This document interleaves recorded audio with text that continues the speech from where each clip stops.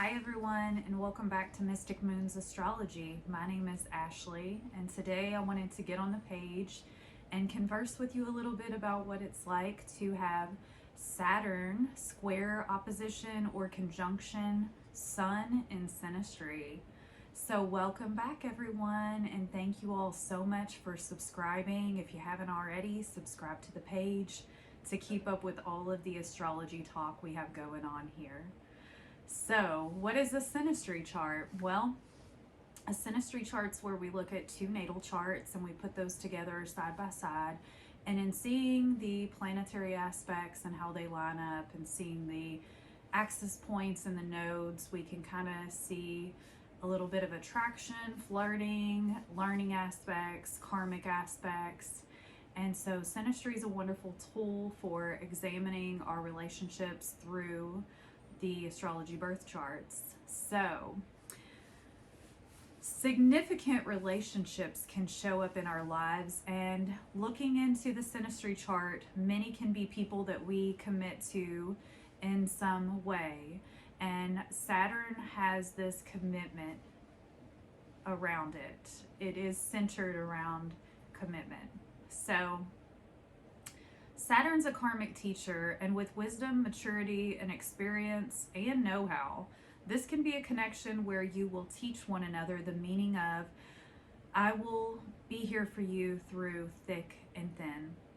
But it can also encompass in some way the Saturn person knowing the right way for the Sun person to go in life. And often Saturn can be cold, off-putting, isolative, even harsh to the Sun in these hard contacts.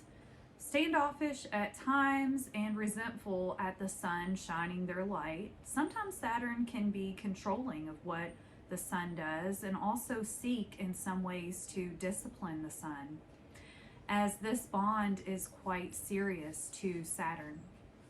So they can see a lot of responsibility the Saturn person does to the Sun individual.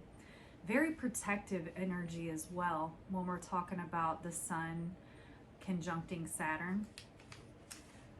However, it's got to be said that with this combo, the Saturn person is really attracted to the bright, shiny warmth of the Sun.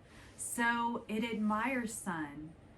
But in its Saturnian way, it can seek to impose limitations on the Sun, forgetting Sun is our sense of confidence and creativity and identity.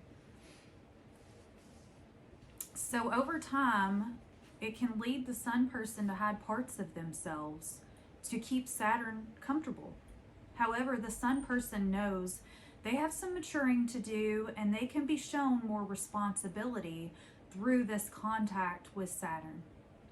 Sun is playful, fun, and lively, and Saturn can put a damper on these things for the Sun person. However, as long as Saturn doesn't have afflictions in the natal chart, they can really teach Sun with a kind and loving hand to achieve their personal purpose and their life goals. This is an aspect that has perseverance, longevity, and commitment attached to it, because when we're speaking about Saturn, we're speaking about something that is very bonding, very karmic. And so anytime that it links up to someone's personal planet, such as Sun, and their identity and life purpose, the Saturn person's a bit enthralled to watch the Sun person grow, but they also want to give their influence of what they think is right in the world. And so this can be a very interesting connection when we've got Sun and Saturn, because eventually the Sun may get kind of fed up and choose not to engage with the Sun if they feel like they're being more disciplined or they're always wrong about a situation. So it really does take a lot of responsibility from both parties in this synastry connection to iron some of this stuff out. However, there is a deep commitment from one another to work on these things in life. So this has just been a little bit about what it's like to have Sun and Saturn and synastry. And as I continue on, I'll be speaking more about the easy aspects, such as the sextile and the trine between Sun and Saturn. So stick with me, and I will talk to you all very soon. Take care. Bye-bye.